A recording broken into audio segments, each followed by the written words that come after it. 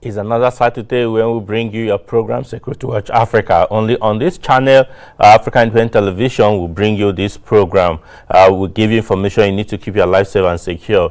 Welcome to the program today. My name still remains Patrick Abambu. Today we'll be continuing from where we stopped last week with my guest, who is a knowledgeable personality in terms of security in Nigeria and Africa as a whole, and also a crack media personality and public relation executive. But before I should bring him on set to join us, I'll also inform you that we'll also be having a live phone-in from a retired Commissioner of Police who had served the country Nigeria in the southeast, southwest, northeast, north central, everywhere. He'll be talking to us about his experiences and what should be done. I'm talking about CP Ibezimako Ahanya, retired. But that will be after the report of what is happening, what the Nigerian Army is doing currently as we speak in Faskari, Katsina State. Sit back as we bring you this report by Shirley Daniels. As the Nigerian Army celebrates 157 years of its establishment, the Chief of Army Staff, Lieutenant General Toko Yusuf Buratai, has promised the nation that the Nigerian Army, leading other security agencies, will continue to double its effort in carrying out its constitutional roles.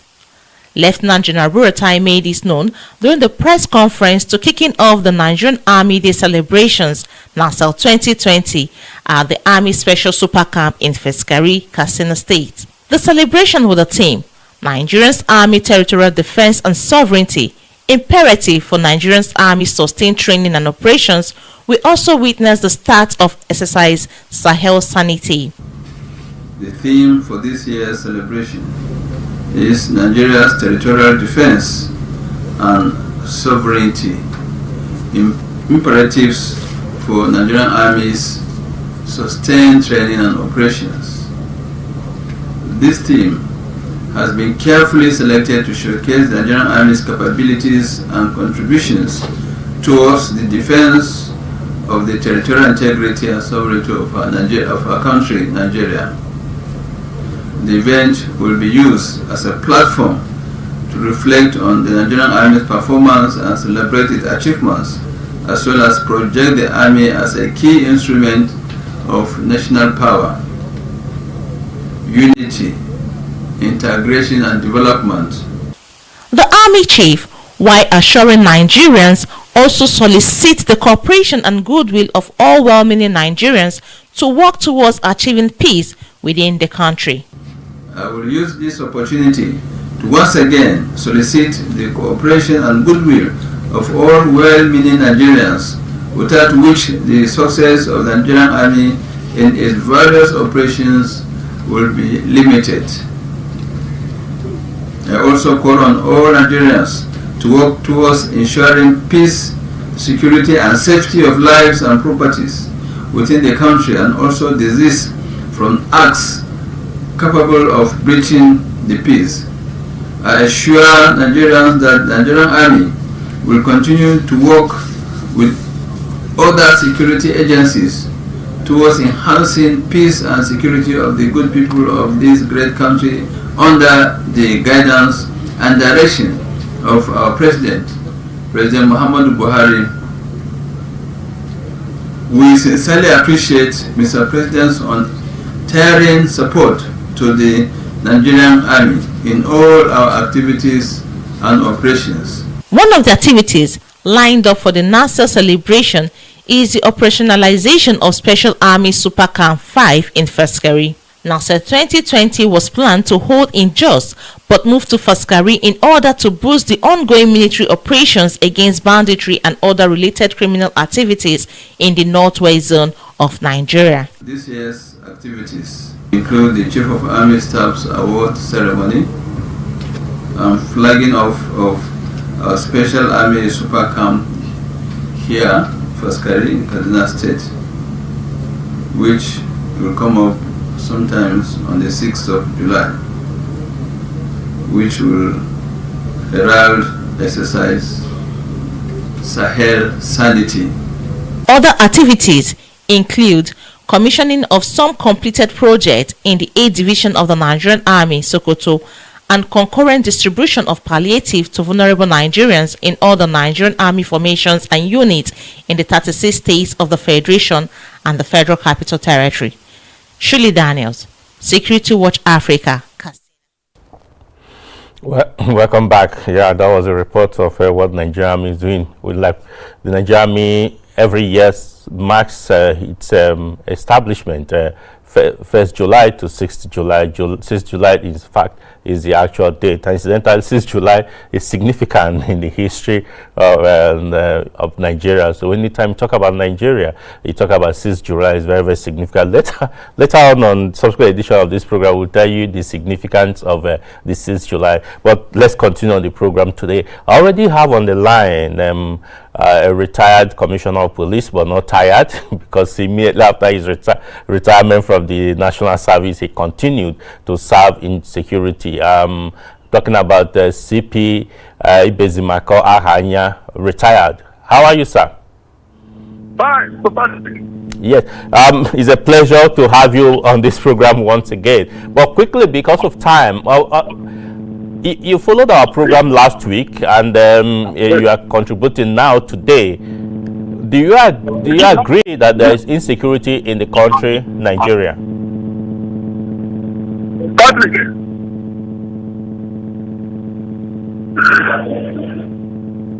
Do you get me? Yes, I get you. Yes. Are you hearing me? Yes, I can hear you clearly. I say. But let me be frank to you. There is increase in crime in Nigeria today. But when you talk of crime, you know you have kidnapping, murder, robbery, and other offenses. So presently in Nigeria today, there is increase in crime in isolated areas of this country. If you talk of it's in isolated area of this country. Talk of Plateau, Mangu, Ghana, then the isolated area.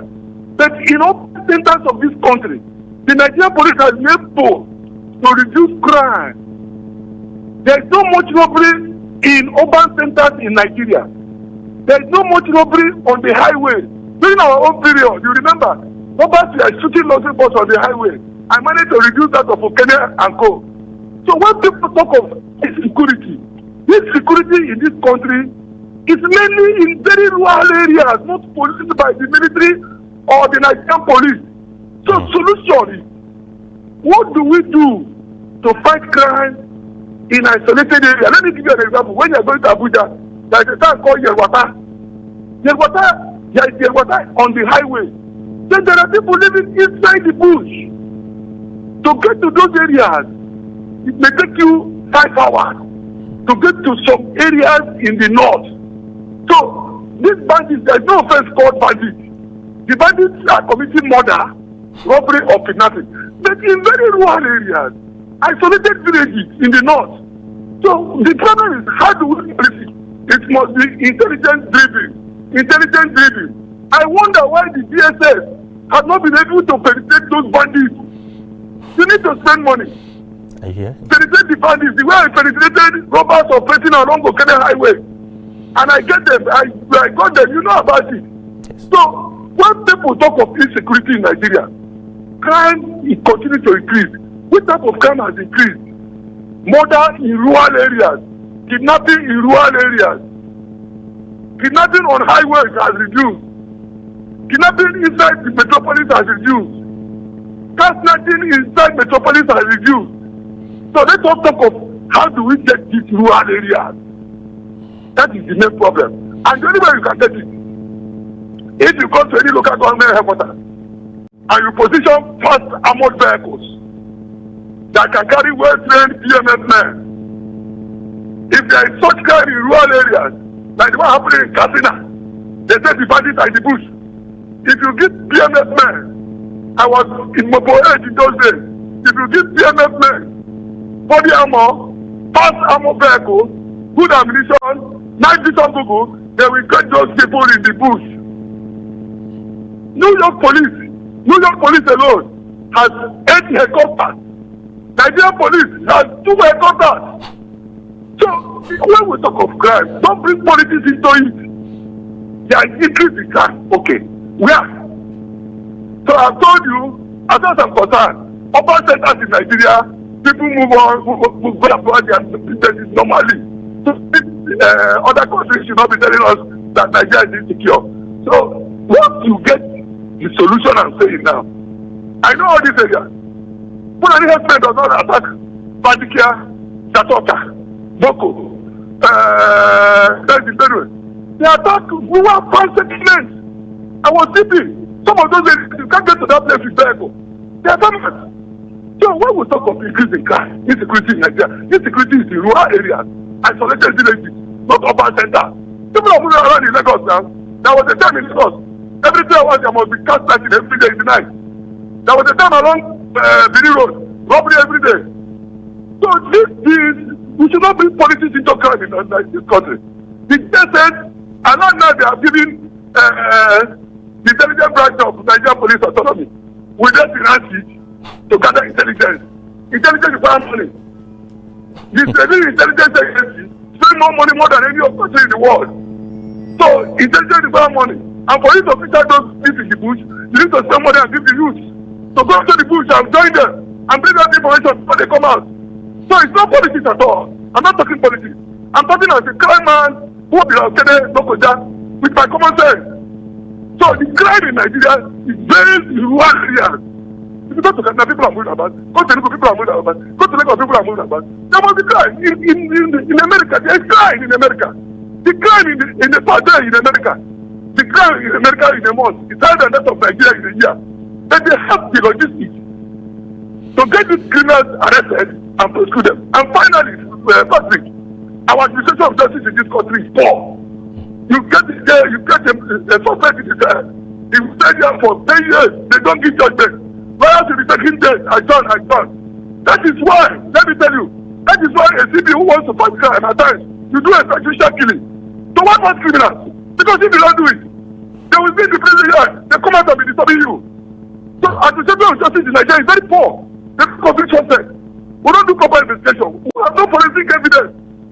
So what I am saying is that we should move politics from crime and find solutions to it. Thank you very much. Thank you very much, sir. We wish we could continue with you because there are still some other areas I would like to take you on issue of funding and on issue of this extrajudicial killing that you mentioned. But maybe we'll find time in subsequent edition of this program to talk about that. There's no time that we will have loved to talk about it. So subsequent edition we'll talk about it now. But let me come to the studio guest now. I have with me already Suleiman Gaya. He was a former national deputy president of National Nigerian Guild of Editors, and also he's currently the editor-in-chief and CEO of Sky Limit Media Group. It's a pleasure to have you back in the studio. Thank you so much. I can say you are integrity, because you promised that you'll be here and you are here. But quickly, you had the guest speaking on phone from Lagos, CP. What do you have to add? Do you agree with what he said? Yeah, so many takeaways from what the very knowledgeable CP Ibe Zimako said.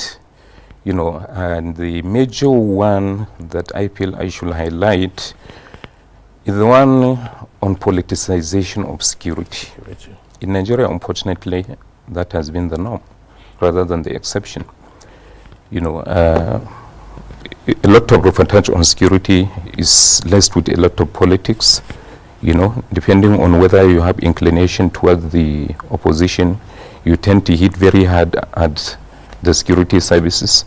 And if your inclination is towards the government of the day, for example, there is a tendency for you to, you know, be more sympathetic. And of course, there are people in the middle ground, that we can say in the middle ground, who neither have any inclination towards, you know, the government of the day or opposed to it, and they are not opposed to it. So I want to believe that for Nigeria to get it right, for the security problems to be resolved, we really need to do away with politicization of security. And that is a very major... Yeah, because we have always said that, you cannot bring political solution to security issues at all. It doesn't help. It doesn't. Yes, because of time, that is why he pointed out some of the things, again, one that the insecurity we're talking about mostly happens at the rural communities, areas where it's not easily accessible. Would you agree with that too? Yeah. Of course, terrorists and bandits find it more convenient to hit at sub-targets. The military has been saying it.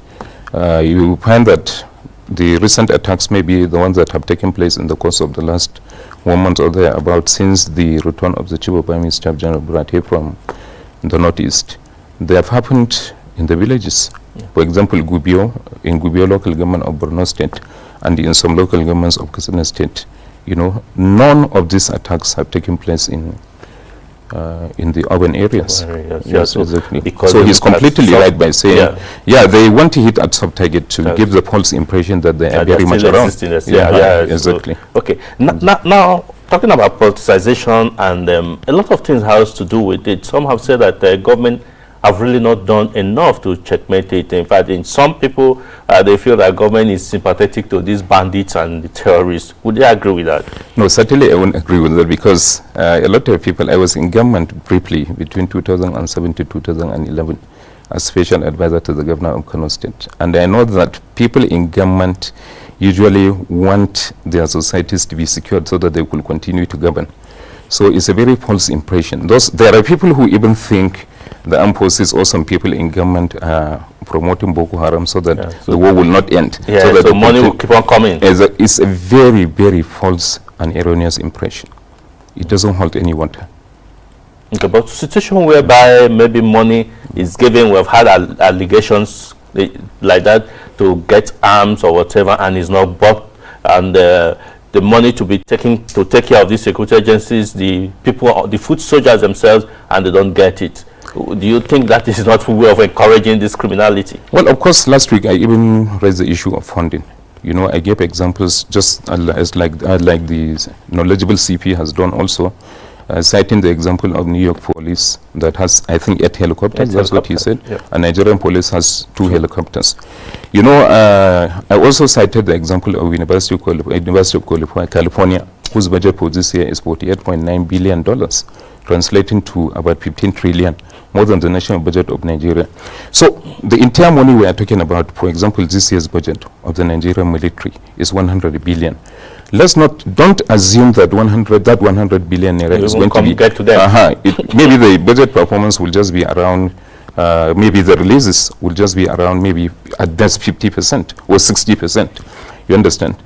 It's grossly inadequate. And let's also not forget the fact that recently the irrepressible Senator Ali Ndume, who is the chairman of the Senate Committee on Army, mentioned the fact that even though President Buhari has been trying his best, to approve funds for the military, there seems to be some vested interests that are holding back. He said, for example, that this year, since the beginning of this year, up to the time he made that allegation, not even a dime has been released to the Nigerian Army for capital projects. So you can see the problem. So which goes to say that some people in government could be encouraging indirectly by not releasing funds. No, I will not believe that those people are deliberately encouraging insurgency or terrorism. You understand? Yes. Probably they have their reason or their interest, but certainly their reason does not align with national interest. Beautiful. Yeah. Good. Now, the CP did mention one very critical aspect, which is intelligence-led security operation in Nigeria. If the intelligence are there, then I think that these police, Nigerian police, can do their job properly. Even the military may not need to come out. He specifically mentioned the DSS, the Department of State Security, because they are in every local government of this country. They should be able to get information. Don't you think that there's something missing somewhere? Well, I think something was missing until recently when the current DG was appointed. He's up and doing his best. The DSS is doing the best it could, discharging its constitutional responsibilities, as even the Chief of Army Staff has acknowledged when I think he was hosted by the governor of Borno State, shortly before he returned to Abuja, after having stayed there for about 3 months. He acknowledged the positive role the intelligence services are playing in bringing about the victories or the successes being attained by the Nigerian military. The military also have their own, the various branches of the military also have their own intelligence services. The Army, for example, has my very good friend, Major General Adebayo, who I believe is one of the best intelligence officers you can think of. Exactly. So fantastic officer. Exactly. So the DSS also under the DG Bichi, I believe, is doing his best. Maybe, of course, there could be gaps. There could be gaps. But getting these reports, the intelligence findings, quickly to the operational arms of the security, which is the Nigerian police or the military, there seems to be some delay, maybe bureaucracy, because maybe you get them information when the acts have been carried out. Well, you see, like I also tried to explain the last time I was here, part of the reason is the security services, the security personnel and magicians. You understand? They rely heavily on information. Timely information. Timely information, exactly. Yes. Remember that recently, I can't remember who the person was, but a very knowledgeable senior security officer made the allegation that at a time, the airports could not be operating from Katsina Airport because, in attacking those bandits in the northwest, there was a time they were largely operating from Katsina Airport because of the reason of proximity. But at a time, they later realized through intelligence that whenever they take off, they hardly hit their target. They don't even see anybody. You understand? What happens, as they discovered, was that as soon as they take off, some people would now call the bandits and warn them to stay away. You understand? So you can see the problem.